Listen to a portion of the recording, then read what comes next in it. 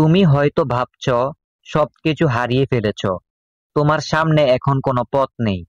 এমনকি যারা তোমাকে বিশ্বাস করতো তারা এখন তোমার পাশে নেই। এটাই সেই সময় যখন তুমি ভেঙে পড়ো না, তবে তুমি শক্তিশালী হওয়ার সুযোগ পাও।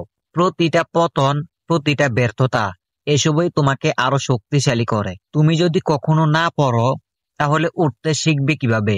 তুমি যখন কঠিন সময় পার করো, তখনই তোমার আসল শক্তি বের হয়ে আসে। অনেকেই বলবে এটা তোমার পক্ষে সম্ভব নয়, তবে জানো, তারা কখনো তোমার মতো পরিস্থিতির মুখোমুখি হয়নি।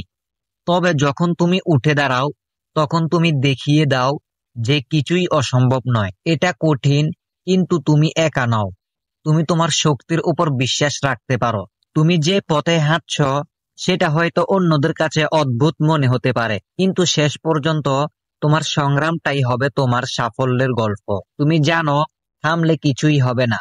তুমি যখন এগিয়ে যাবে, তখন একদিন দেখবে তোমার সব কষ্ট ও সংগ্রাম তোমাকে সাফল্যের শিখরে নিয়ে যাবে। এতক্ষণ আপনাদের সাথে ছিলাম মোহাম্মদ ইকবাল হোসেন।